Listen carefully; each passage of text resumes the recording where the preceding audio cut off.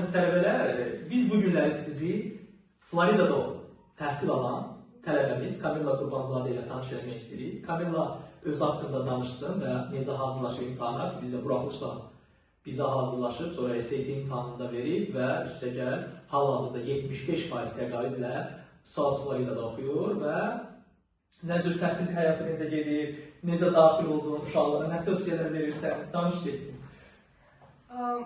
Başlamaq istəyirəm imtahan proseslərindən. Mən buraxılış vermişəm, blok imtahanına girməmişəm. Çünki əvvəlcədən planlayırdım xaricdə oxumağı. Mən buraxılışa Süleyman müəllimin yanına gəlmişəm və əsas məndə riyaziyyat idi, üstünlüyü təşkil edən riyaziyyat idi. Çünki həm SAT imtahanına hazırlaşmışam, SAT-də də ingilis dili və riyaziyyat var. Buraxılışdan mən 90 yığmışdım riyaziyyatdan. Yaxşı. Bizdən də olsa xatırladıq. Sonra qırmızı attestat aldım. İngilis dilim zəif idi. O vaxtları zəif idi. Amma SAT imtahanına yaxşı yığmışdım. Sonra...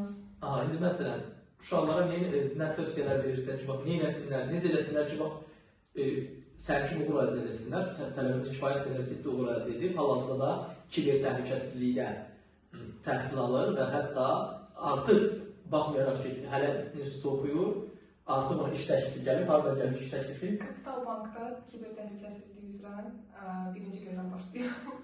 İnşallah birinci gündən başlayır. 3-4 gündən sonra başlayır artıq işə. Bəli. Neçənci kurs tələbəsi onda işlə?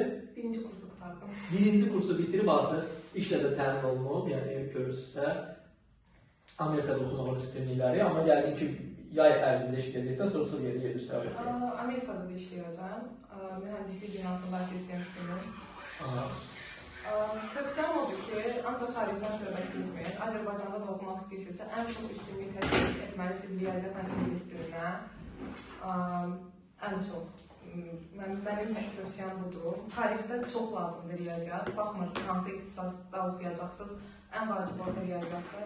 Əsas da IT-dir, məsəl üçün mühəndislik oxumaq istəyirsinizsə, orada kalkulus 1, kalkulus 2, kalkulus 3 keçəcəksiniz.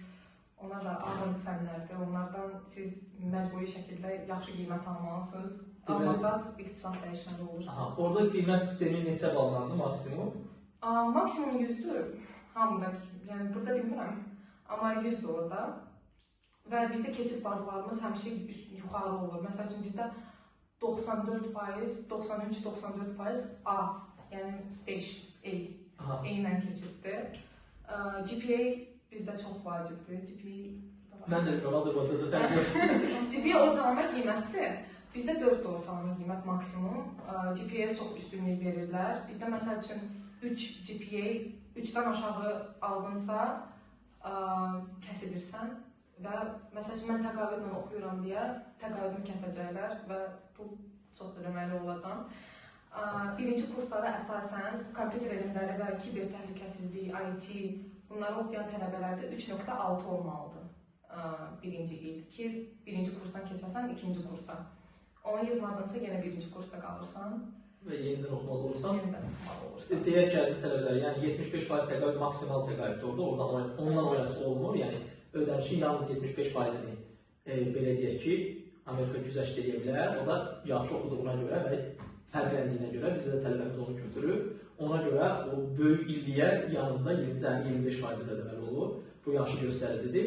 Və əziz tələbələr, nə demək istəyirik biz videomuzdan ki, oxumaq hər yerdə keçir. Kim ki deyir ki, oxusam heç olmayacaq və s. belə axır, buyursun, baxsın ki, oxusa nə olacaq?